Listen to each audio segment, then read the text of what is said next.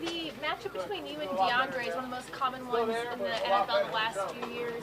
Is that a matchup you look forward to every season, twice a season now?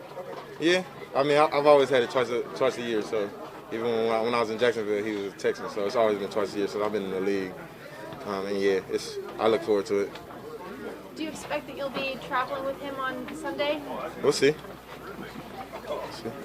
Jalen, you guys seem, at least from what I can tell, seem to have a pretty strong mutual respect for one another. What goes into that? Why is that the case? He's one of the best in the game. The way he plays, he respects the game, and how could I not respect that going against one of the not only best receivers in the game, but in my opinion, the best in the game, but also he's like an ultimate competitor. So every play we're kind of competing. I'm the same way. I'm wired the same way, and yeah, that's kind of where a lot of that comes from. Jalen, after the Tampa game, NFL Films caught an exchange between you and Brady, and you were saying, you need to hold the ball another second longer. I wish. Was that just to give you an opportunity to get to him in the backfield? Yeah. I think that was my first game in my career where I had like some actual QB hurries. Right. And I had like a couple too many.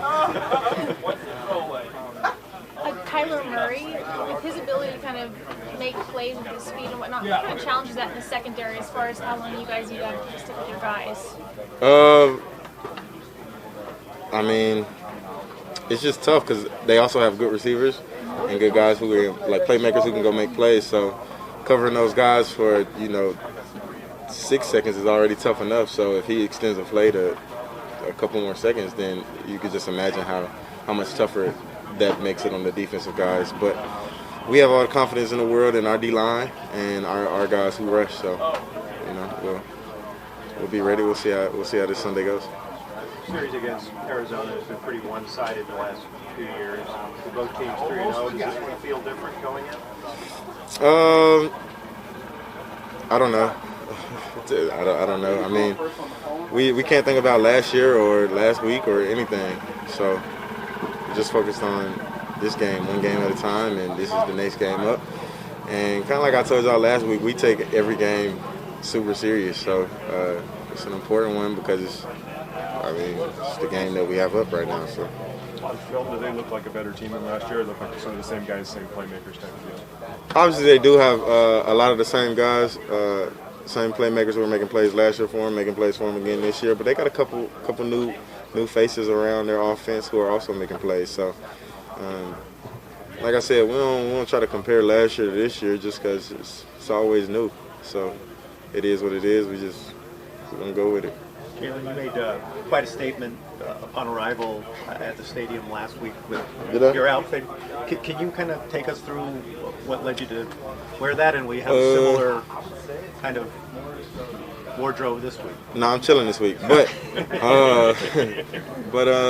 it was our Vamos Rams game, so we got the mariachi band. That's something that's unique to the LA Rams. That I only been on 2 teams, but I don't think any other NFL team has a mariachi band that plays at every game, and that was something that once I got traded here, my first game was in Coliseum against the Bears. That's something that stuck with me. That's something that I thought was always kind of dope, kind of cool. So last year, obviously, we didn't have fans, and you didn't get to feel their reaction to the mariachi band when they performed. But I remember in the preseason game, I think it was the Raiders, I don't know, maybe they performed and the whole crowd went crazy for them just because of, the culture here in LA. So it kind of clicked back in my mind that was something really cool to me, something dope. And I kind of took it from there and everything happened. Yeah. Jalen, I saw a post about this offseason, your admiration for Charles Woodson. Yeah. Can you just tell me what you admire about his game, and is his game something you model yours after? I wouldn't say I model my game after anybody just because I like to be unique in my own ways, make a name for myself. But he is, in my opinion, the best defensive back to ever play the game.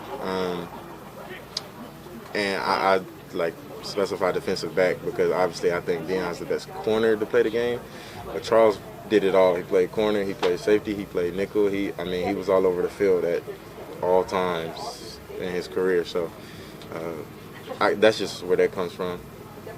You've been thinking about Charles as you've evolved into this larger, more complex role in this defense? I'm gonna say I've been thinking about him, but I guess hopes to have the type of impact that he had while he was playing all over the field. That I think about that. Yeah. Do you have a relationship with him?